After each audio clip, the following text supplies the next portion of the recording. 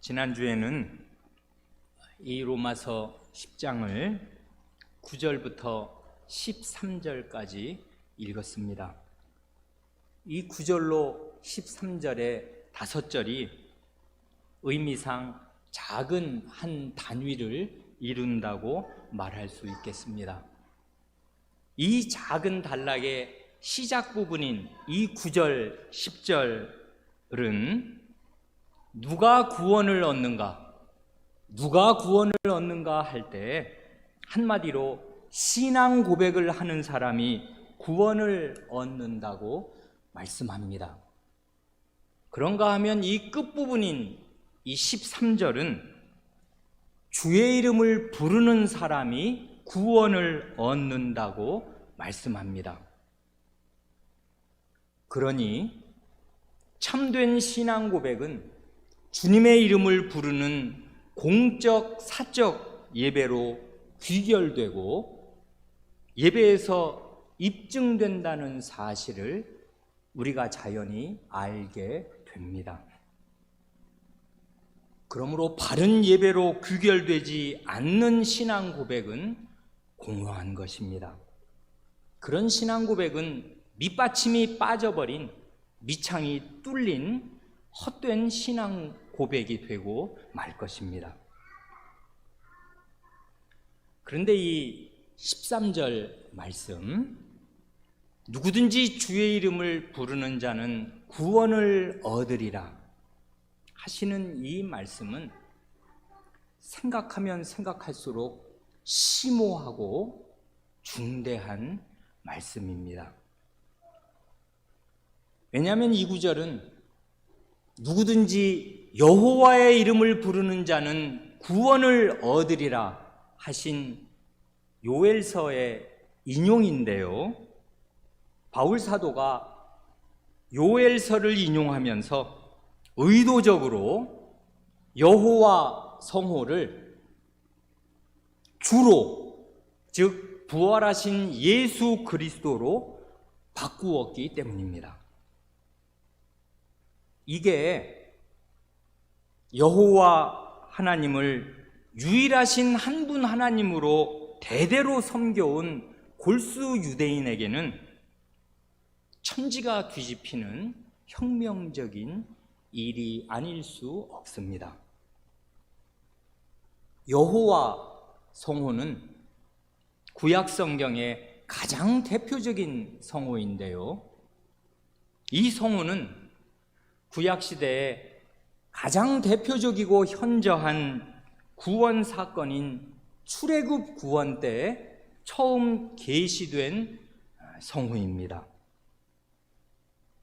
한마디로 여호와 성호는 출애굽의 구원을 가져온 바로 그 성호라고 말할 수 있겠습니다. 여호와 성호는 창조주 하나님께서 언약을 신실하게 지키셔서 자기 백성을 죄의 노예 상태로부터 구원해 내신다는 사실을 계시하는 성호입니다.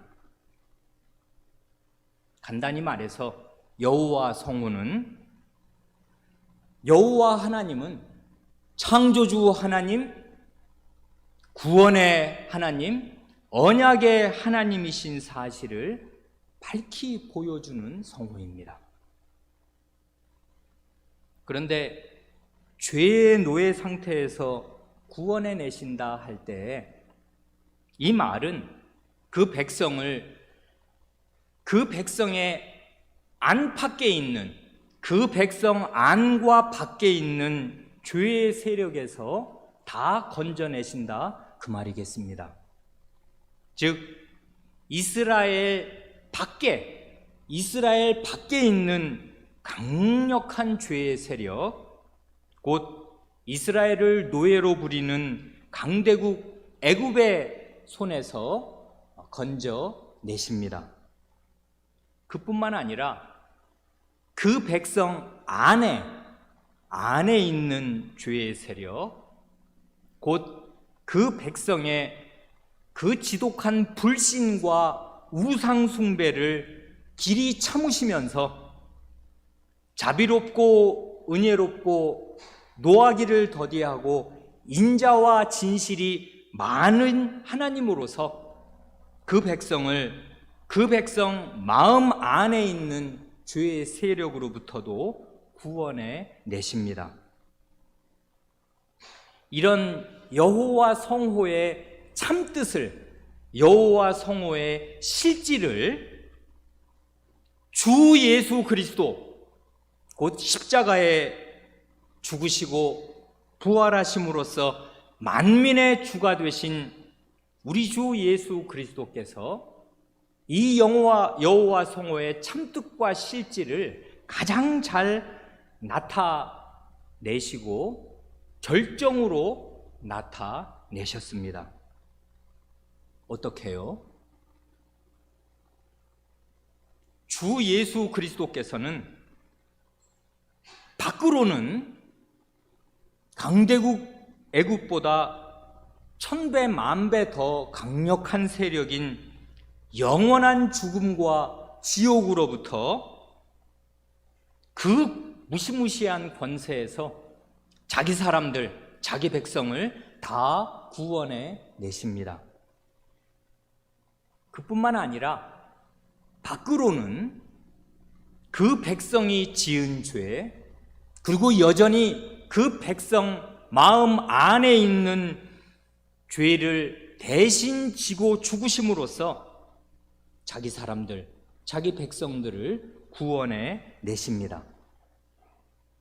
그뿐만 아니고요, 십자가와 부활의 참뜻을 깨달은 신자들의 마음에서부터 우러나오는 진심 어린 사랑과 복종을 받으시면서 그들의 마음과 생활의 진정한 주인이 되시고 자기 사람들을 영원한 구원으로 인도하시겠습니다. 그러니 이런 예수 그리스도시야말로 여호와 하나님이 누구신가를 가장 잘 보여주시는 하나님의 형상이요, 여호와 하나님 그 자신이라고 말해도 좋을 것입니다. 이러한 구원의 일을 예수 그리스도와 신자 안에서 이루시는 분이 바로 성신님이십니다. 성신님께서는 그 무궁한 능력으로 그리스도의 동정녀 탄생, 성육신과 십자가의 고난과 부활을 다 이루셨고, 그리스도의 승천 이후에는 사도와 목사들을 쓰셔서 이 그리스도의 복음, 믿으면 능히 영원한 구원을 얻을 이 그리스도의 복음이 전파되게 하시고, 그뿐만 아니라 우리로 하여금 그 복음을 참되게 믿고 참되게 순종할 수 있게 하여 주십니다. 이걸 그냥 한마디로 요약하면 성신께서는 우리로 하여금 주의 이름을 부르게 하여 주십니다. 이처럼 23절 말씀, 누구든지 주의 이름을 부르는 자는 구원을 얻으리라 하시는 이 말씀 위에는 삼위일체 하나님의 광채가 빛납니다. 여기까지는 지난주에 드린 말씀을 조금 더 보충해서 말씀 드린 것입니다.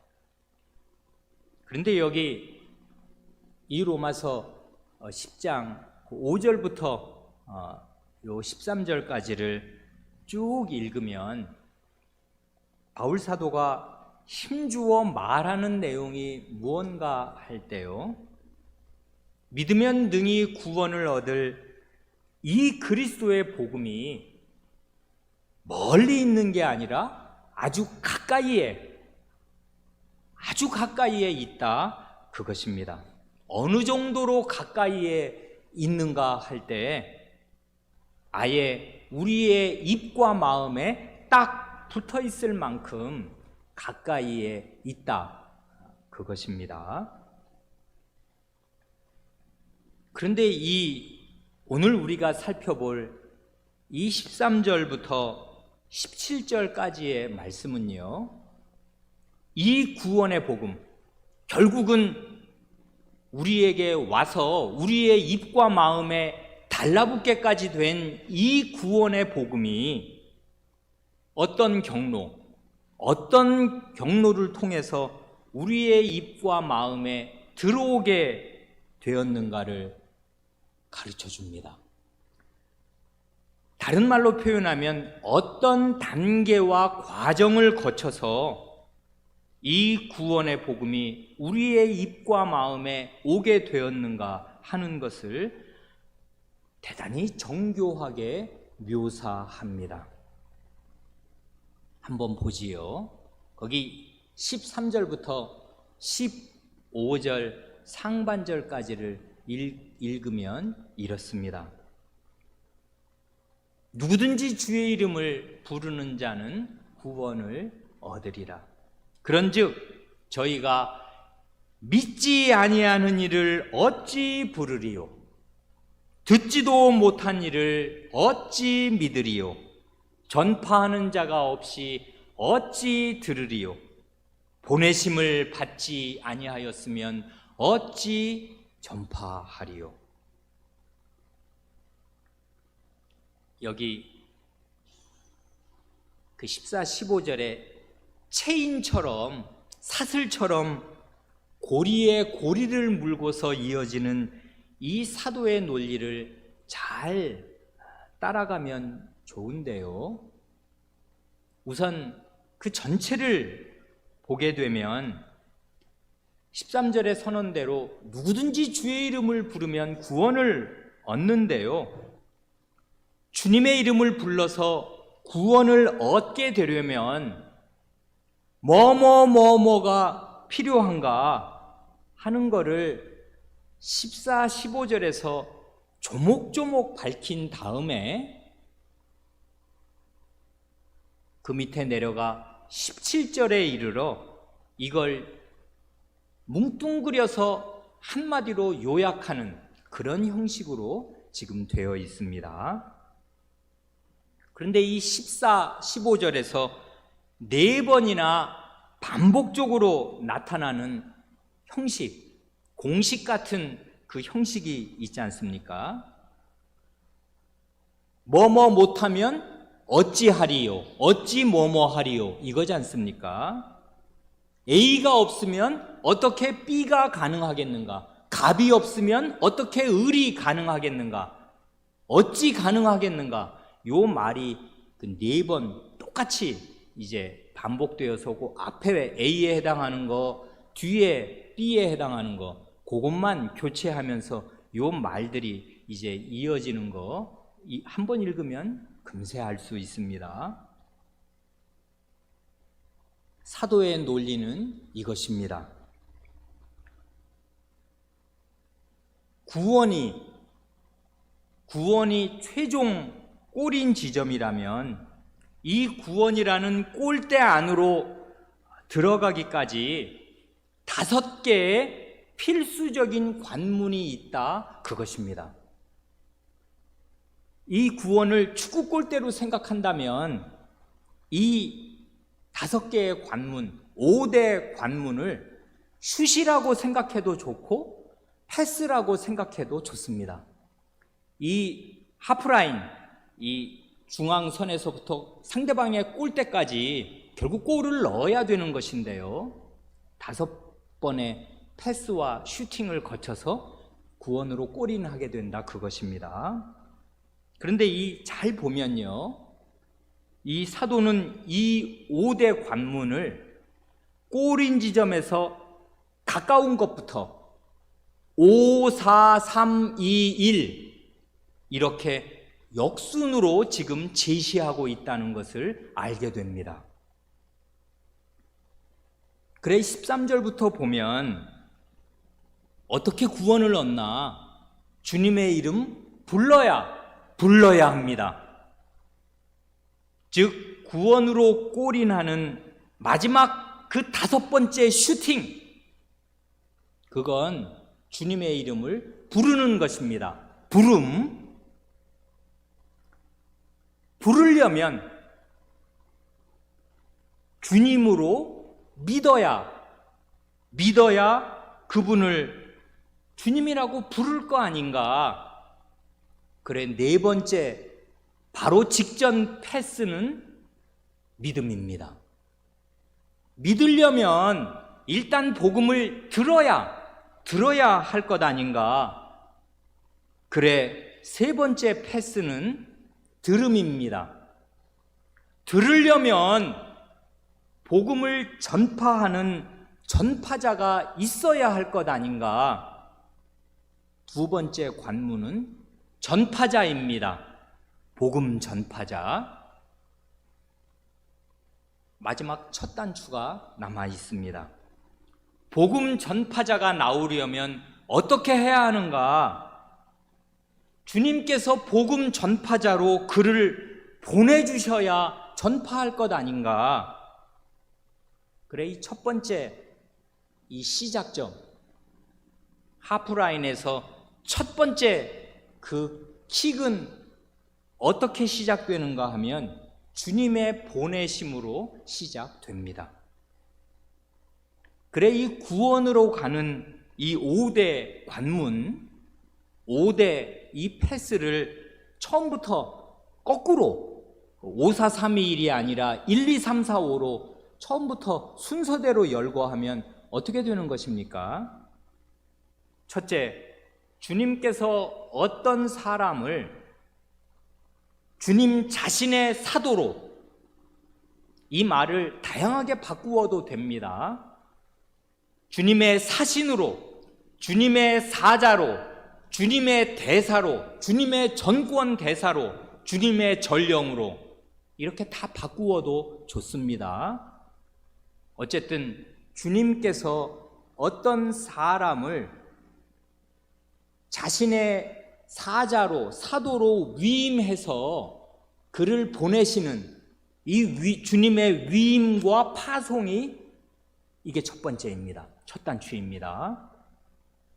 그러고 나면 주님의 보내심을 받은 그 주님의 사자가, 전파자가 복음을 전합니다. 그러면 셋째로, 그가 전한 그 복음을 사람들이 듣습니다. 넷째로, 들은 사람들 가운데 일부가 자기가 들은 그 주님의 복음을 믿습니다. 그럼 다섯째로, 복음을 믿은 사람들이 눈으로 보지도 못한 그분을 주님이라고 부릅니다. 진실되게. 그러면 구원이 임하는 것입니다. 영원한 구원을 받게 되는 것입니다. 그러니 이 구원의 필수 단계를 그냥 동사로 정리하면 보내심, 전파함, 들음, 믿음, 부름, 그것입니다. 주님이 보내셔? 그래, 전파하면 그걸 듣고 믿고 부르면 구원이 온다, 그것입니다. 그런데요, 여기 14, 15절을 보면 요 5가지 중에서 이제 거꾸로 여기 13절부터 하면 그게 역으로 지금 제시됐지 않습니까? 부름, 믿음, 들음, 전파함, 보내심, 이 거꾸로 사도가 쭉 제시했는데 그 5가지 중에 뒤에 14절, 15절에 나오는 그 공식처럼 똑같은 A 없이 어떻게 B가 있으리요 하는 그 4가지를 가만 보면 거기에 이 핵심 단어들이 그 각 문구의 맨 앞에 제시된다고요. 그것도 부정어의 방식으로 제시됩니다. 믿음이 없으면, 듣지 못하면, 전파하는 이가 없으면, 보내심을 받지 않으면, 이런 식으로요. 그래서 문구 맨 앞마디가 이게 구원으로 가는 필수 단계를 척척 제시하는 말들이 됩니다. 왜 부정어로 뭐뭐 없으면, 뭐뭐 하지 않으면 이렇게 제시하냐면, 이게 없으면 구원이란 없으니까, 이게 없으면 안 되니까 필수적인 있어야 한다는 사실을 부정의 방식으로 제시하는 것이란 말입니다. 대강 이 문면의 뜻을 이제 할 수 있는 대로 말씀드렸으니까요. 이제 교우분들께 혹시 댁에서 예배드리시는 우리 사랑하는 교우 여러분들, 나른한 잠이 이 주일에 몰려오는 오전의 피로가 지금 올 시간 아닌가 싶기도 한데요. 잠이 깰 만한 아주 어려운 퀴즈를 하나 드리고 싶습니다. 여기 13, 14, 15절에 나오는 5단계 있지 않습니까? 이 5단계 혹은 5과정 가운데 바울 사도가 가장 강조하는 강조점, 그 방점이 어디에 찍히겠습니까? 퀴즈는 그것입니다. 답이 척 떠오르십니까? 굉장히 어려울 것입니다. 오해하시면 안 될 것은 이 5단계가 다 필수여서요. 그 중에 어느 것 하나가 빠지거나 건너뛰면 구원은 없는 것입니다. 그렇게 안 된다고요. 보내셔야 되고, 전파해야 되고, 들어야 되고, 믿어야 되고, 불러야 됩니다. 요것 중에 어느 것 하나도 빠지거나 건너뛸 수가 없어요.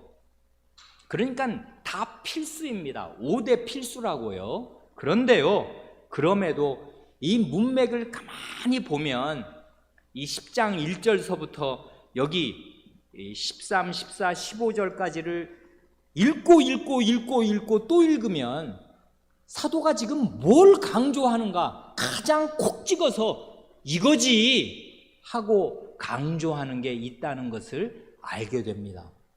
그걸 마음에 탁 깨달은 분은 이 사도의 이 마음에 흐르는 논리를 붙잡고 있는 거라고요.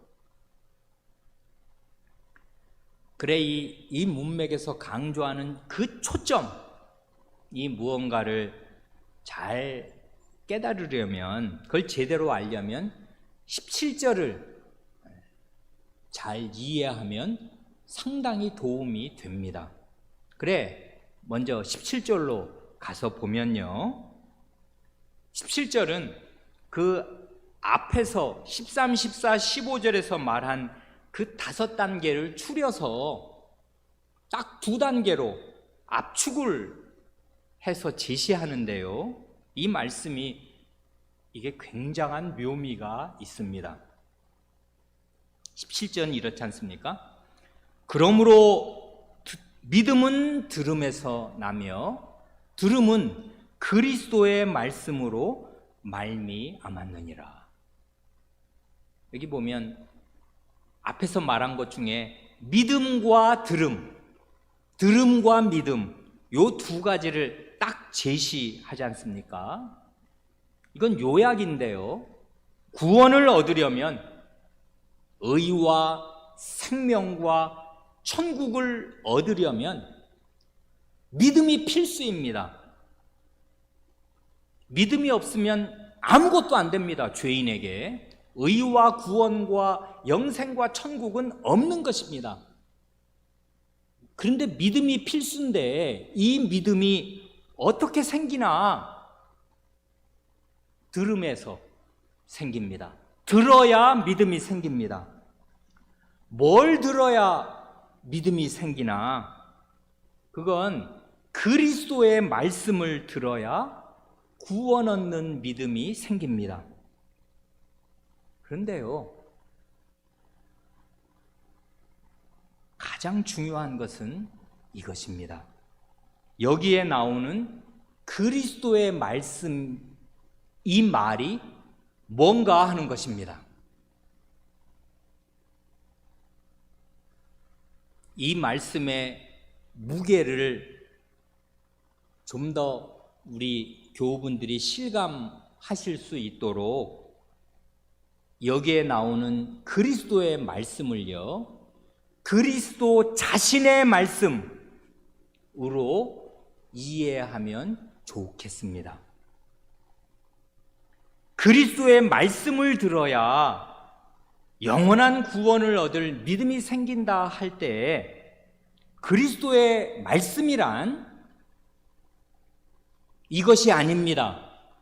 어떤 사람이 그냥 그리스도에 대해 강의를 한다든지요, 그리스도에 대해서 그리스도는 이러이러한 분이야, 이런 분입니다 하고 잘 설명하는 것, 사람의 말, 그걸 가리키는 게 아닙니다. 그리스도의 말씀이란 그리스도 자신이 친히 하시는 말씀,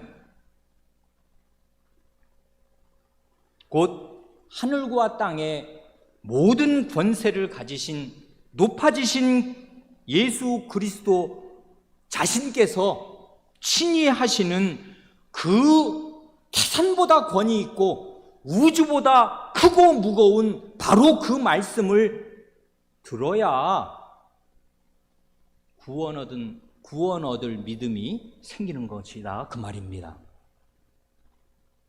안 그렇습니까?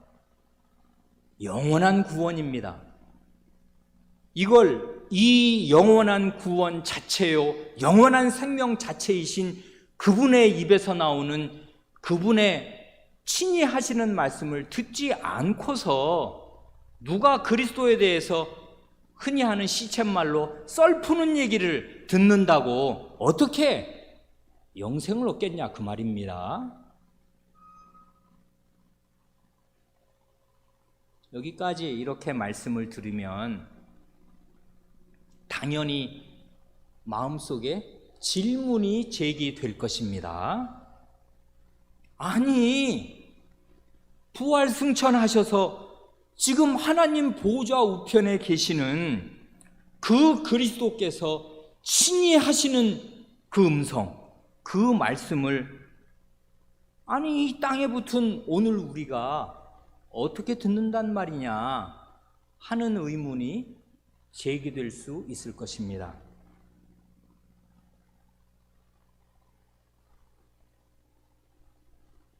부활 승천하셔서 하나님 보좌 우편에 앉으신 주 예수 그리스도, 그분의 음성, 그분의 말씀을 어떻게 들을 수 있는가? 그걸 듣고 믿어야 구원을 얻는데, 그리스도의 믿음은 그리스도의 말씀으로, 믿음은 들음에서 나고 들음은 그리스도의 말씀으로 말미암는데 그 그리스도 자신의 말씀 어떻게 듣나 하는 이 질문에 제대로 확신을 가지고 대답할 수 없는 분들은 아직도 이 로마서 10장 6절, 7절, 8절이 뭘 지금 말씀하는가를 여전히 참되게 깨닫지 못하고 있는 것입니다. 이 로마서 10장 6절, 7절, 8절이 뭘 지금 말씀한 것입니까? 누가 하늘에 올라가서 하나님 말씀 가지고 내려와야 하는 것이 아니고요, 누가 저 음부에 내려가서 그리스도의 말씀을 가지고 올라와야 하는 것이 아니다, 그런 생각하지도 말아라. 그럼 어떻게 하나님의 말씀, 그리스도의 말씀을 들을 수 있는가? 구약시대라면 살아계신 하나님의 말씀을 듣는 길은 모세에게서 듣는 것이고요. 그게 신명기 요 10장 6, 7, 8절이 인용하는 신명기의 뜻이고요. 신약시대라면은 살아계신 예수 그리스도의 말씀을 듣는 길은 10장 8절 맨 마지막 바로 그 말씀, 곧 우리가 사도가 전파하는 믿음의 말씀을 듣는 것이다. 바로 그것입니다. 그러니 여기 10장 8절에서 우리가 전파하는 믿음의 말씀, 곧 사도가 전파하는 그 믿음의 말씀이 쭉 내려와서 오늘 지금 우리가 살펴보고 있는 10장 17절에서 말하는 바로 그 그리스도 자신의 말씀, 그것입니다.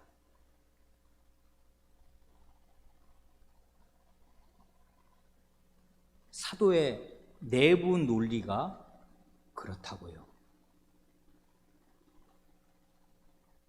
사도들은 자기가 복음을 전하는 것이, 이게 분명히 사도는 사람이고 원래 죄인인데,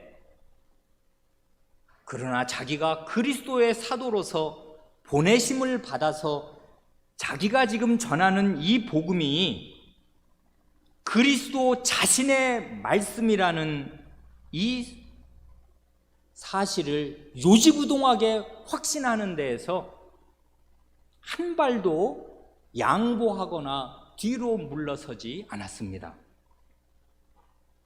이런 증거는 성경에 너무나 많이 나오고요. 제가 기회 있을 때마다 여러 차례 말씀드렸습니다. 요한복음을 한번 보세요.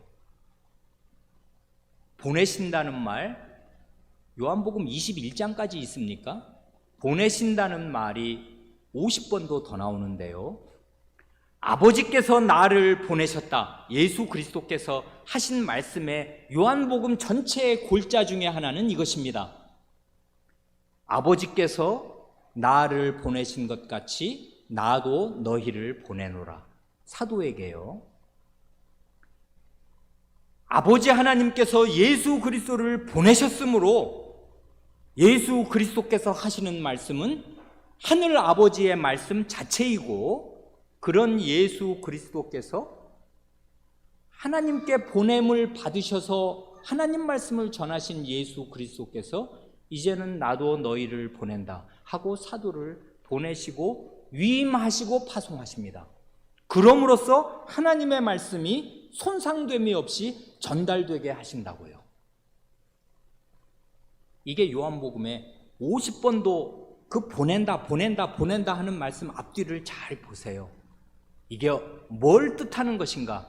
하나님의 말씀이 어떤 방식으로 우리의 입과 마음에 오는가 하는 그 방식을 설명하는 거라고요. 이건 그냥 단순한 방식이 아니에요. 우리가 구원받는 유일한 길이 여기에 걸려 있다, 그 말입니다. 사도들은 자기가 보내심을 받은 전파자요, 그래서 이 말을 들으면 그리스도 예수 자신의 말씀을 듣는 것이라는 이 확신에서 조금도 뒤로 물러서지 않았습니다. 그 증거 선고, 시간 관계상 두 가지만 다시 반복해서 말씀드리겠습니다. 이 말씀이 우리 사랑하는 교우 여러분들의 마음에 새겨지기를 바라고 언제든지 살아있기를 바랍니다. 이게 우리가 구원받는 길을 명백하게 아는 것이기 때문에 그래요. 바울 사도가 에베소서 2장 17절에서 이렇게 말하지 않습니까? 부활 승천하신 예수 그리스도께서, 그 다음 인용문인데, 오셔서 먼 데 있는 너희에게 평안을 전하고 가까운 데 있는 자들에게 평안을 전하셨으니, 그렇게 말씀한단 말입니다. 우리가 다 아는 대로 이 에베소 지역은, 그 소아시아에 있는 그 에베소는 완연한 이방 지역인데, 이 에베소에 복음을 전한 사람은, 맨 처음 전한 사람은 바울 사도 자신입니다마는, 그것을 가리켜서 사도는 부활 승천하셔서 하나님 우편에 계신 예수 그리스도께서 오셔서 너희에게 평안, 샬롬, 이걸 믿으면 영원히 평안을 얻을 평안의 복음을 너희에게 전하셨다. 그렇게 유보 없이 말합니다. 이건 그냥 문학적인 수사가 아니라고요. 바울 사도는 자기가 그리스도의 사도로서 이 복음을 전할 때 그리스도께서 오셔서 자신의 입으로 자신의 구원 얻을 말씀을 전해 주신다 하는 사실을 요지부동 믿었습니다. 베드로 사도는 이 바울 사도의 말 못지 않은데요. 베드로 사도가 베드로전서 1장 23절에서 이렇게 말합니다. 거기에 1장 23절에서는 하나님의 말씀, 하나님의 살아있고 항상 있는 말씀, 그러니까 이건 엄청난 거죠. 하나님의 말씀이 살아 움직이고 영원한 말씀입니다. 그러니까 영원히 살아있는 하나님의 영생의 말씀에 대해서 말하고 나서 25절로 가면 오직 주의 말씀은 세세토록 있도다. 구약을 인용해서 주님의 말씀은 영원한 말씀이다 하고 말한 다음에 너희에게 전한 복음이, 주어가, 우리말은 주어를 생략하니까 주어를 말하지 않았지만 우리가 너희에게 전한 복음이 곧 이 말씀이니라 합니다. 놀라운 확신 아닙니까? 자기가 사람인데 자기가 지금 하는 이 말이 영원히 살아있는 하나님의 말씀, 바로 그것이다, 이렇게 말하는 것입니다. 지가 하나님입니까? 바울이 예수 그리스도입니까? 베드로가 살아계신 하나님입니까? 말도 안 되는데 어떻게 이런 일이 가능하게 되는가? 이걸 단박에 이해하는 방법이 있습니다. 그건 왕이요, 사신을 보내는 장면을 생각해 보시면 됩니다. 왕의 사자, 사신은 물론 왕이 아닙니다. 누구나 다 안다고요. 왕과 사신은 하늘과 땅 차이입니다. 그러나 그게 참된 사신이면, 왕이 보낸 틀림없는 사신이면, 그 사신이, 사자가 전하는 것은 다름 아닌 왕명입니다. 왕 자신의 말씀, 왕 자신의 명령, 왕명, 어명이 사신을 통해서 전달되는 거라고요. 그 왕의 사신이 구약시대에는 모세와 예언자들이요, 신약시대에는 사도와 사도적 복음을 전하는 목사입니다.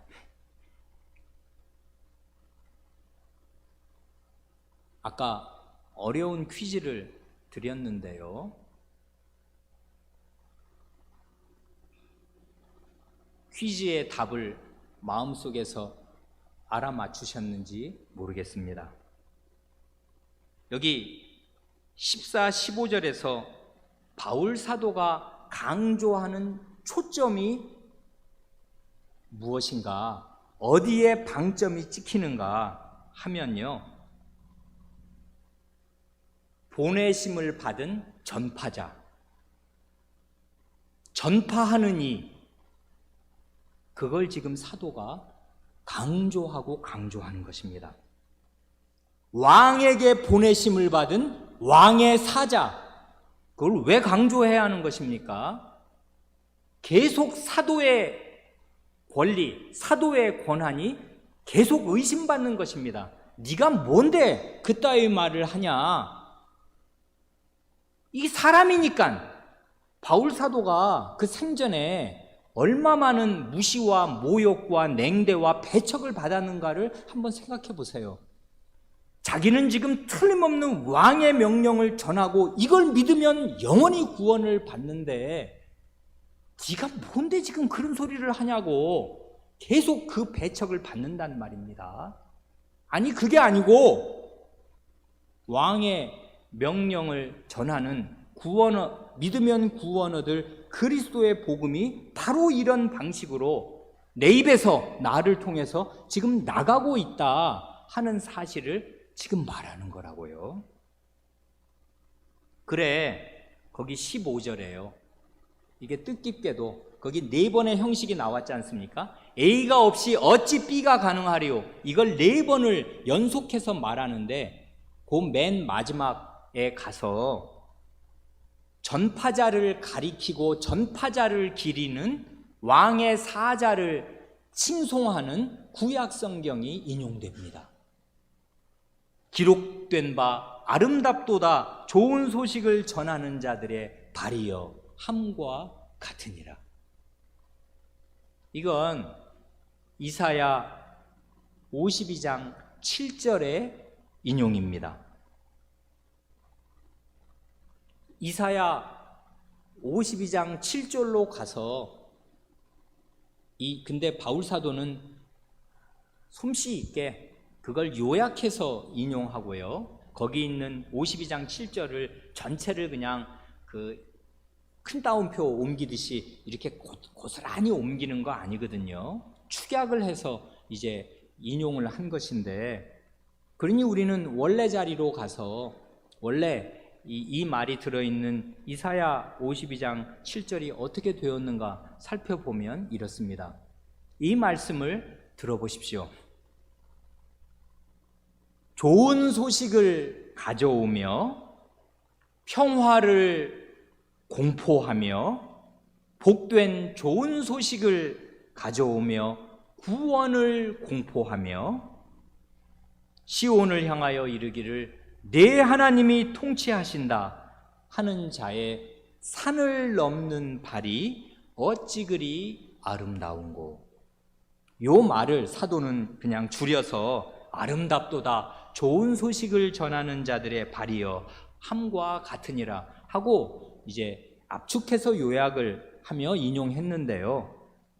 여기 지금 좋은 소식을 전하는 자들의 발을 말하는데 그 좋은 소식이란 뭐냐 하면 여기 보면은 2번 같은 말을 반복하지 않습니까? 좋은 소식을 가져오며 평화를 공포합니다. 이 말을 한 번 반복해서 이번에는 그 앞에 복된을 붙여서 복된 좋은 소식을 가져오며 구원을 공포합니다. 이건 똑같은 말을 한 번 더 부연해서 확장시킨 거니까 이 복된 좋은 소식은 뭐냐 하면 평화의 소식이며 곧 구원의 소식입니다. 전쟁은 끝났다, 구원이 온다 하는 게 이 복음, 복된 좋은 소식의 골자인데 그 골자가 핵심이 무엇인가, 그 핵이 무엇인가를 그 뒤에 말할 때 시온을 향하여 이르기를 내 하나님이 통치하신다. 하나님의 통치입니다. 왕이신 하나님이 오셔서 자기 백성을 다스리시겠습니다. 그럼으로써 전쟁을 끝내시고 평화와 구원을 가져다 주시겠습니다.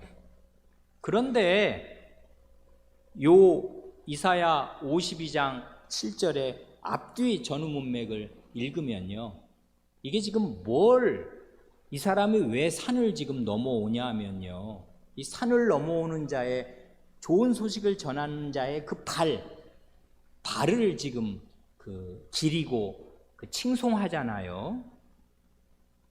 이 전문맥을 이사야 52장을 쭉 읽으면 바벨론 포로에서 해방될 것을 알리는 전령이 그 소식을 전하려고 산을 넘어서 옛날엔 산고개를 넘어야 되니까요. 그게 말을 타고 넘는 건지 달려서 넘는 것인지 아마 이게 발을 묘사한 걸 보면 이게 뜀뛰기 하듯이 마라톤 최초의 마라톤이 생긴 그 사람이 왔노라 보았노라 이겼노라 그 말 전하고 죽듯이 이 숨이 이 턱끝까지 차는 걸 무릅쓰고서 이 복된 해방의 소식, 구원의 소식, 평화의 소식을 전하려고 산을 넘으려니 얼마나 산길을 뛰는 게 힘듭니까? 그걸 뛰어서 지금 오는데 그 메시지의 핵은 뭐냐면 왕이 오신다 이것입니다. 너희의 왕이 오신다. 그래, 이 왕이 오셔서 왕이 평화로운 통치를 하실 것이고 그 백성을 구원하실 통치를 하실 것임을 알리는 그 전령이 지금 온다. 그러니 이 전령은 자기가 그냥 어디서 주워 들은 거 보고 와서 지금 소문을 전하는 것입니까? 그게 아니에요. 왕이 보낸다고요. 너 가서 내 백성에게 이 왕이 내가 간다고, 내 하나님이 통치하신다고 그 소식 알려라. 이제 노예 생활은 끝났다. 해방이 온다. 그 사실을 알려라 하고 왕이 위임해서 파송한 그 전령이 산을 넘어서 달려온다 그것입니다. 그러니 중요한 것은 그리스도의 말씀을 듣고 믿어야, 그리스도 자신의 말씀, 이건 사람의 썰이 아닙니다. 그리스도 자신의 말씀을 듣고 믿어야 구원을 얻는데 그 그리스도 자신의 말씀을 어떻게 듣는가? 요걸 아는 게 우리의 구원의 결정적이란 말입니다. 그러니까 이것을 아무도 몰라서는 안 됩니다. 자기가 구원받을 길을 모르는 사람이 가장 미련한 사람이란 말입니다. 어디서 나는 그리스도 자신의 말씀을 듣는가?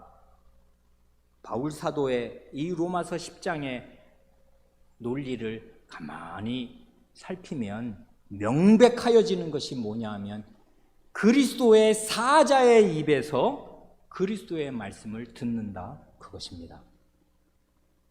여러분 사극을 보시면 그거 다 아실 것입니다.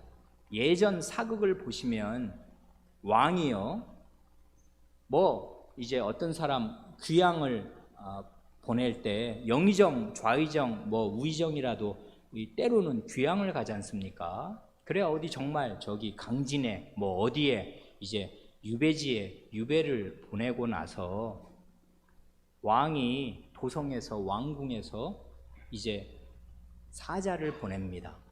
그럴 때 이제 그 문서를 도승지가 기록하지 않습니까? 그 문서의 내용이 무엇이든 사약을 내리는 것이든 아니면 이제 그 유배에서 풀어줄 것을 명하는 그 명령이든 왕명이 거기에 기록되고 왕이 어인을 옥쇠를 딱 찍어서 이게 왕명이 틀림없음을 보증한 다음에 사자의 손에 들려서 보냅니다. 사자가 말을 달리고 그걸 가지고 온다고요. 그러면 이 사자는 왕이 아닙니다. 그건 모르는 사람이 아무도 없는데 어떻게 합니까? 유배지에 당도하면 전 영의정, 전 좌의정, 나는 새도 떨어뜨렸던 그 사람도 어명을 받으라 하면 버선발로 마당으로 내려옵니다. 그리고 임금님 계신 북쪽 궁궐을 향해서 절합니다. 사자 앞에서 절한다고요. 왜냐하면 어명을 지금 받아야 되니까. 그래 그걸 절하고 나서 무릎 꿇은 자세로 어명을 듣는다고요. 어명은 이런 방식으로 전달되는 것입니다. 지금 바울 사도는 그 우리나라 사극과는 전혀 다른 그림이지만 그 사실을 말한다고요. 왜 그렇습니까? 이게 우리가 어떻게 구원을 얻는가, 어떻게 믿음이 생기는가 하는 방식을 사도는 확신 있게 알려주려고 이 구원의 필수 단계들을 지금 5가지로 쭉 나열하면서 보내심을 받은 전파자, 이 사람의 포커스를 맞추고요. 그래 이 사람이 전하는 바로 그 왕의 복음, 그걸 듣고 믿고 그 왕을 왕이라고 부르면 구원받는다. 그걸 지금 말하는 것입니다. 기도드리겠습니다.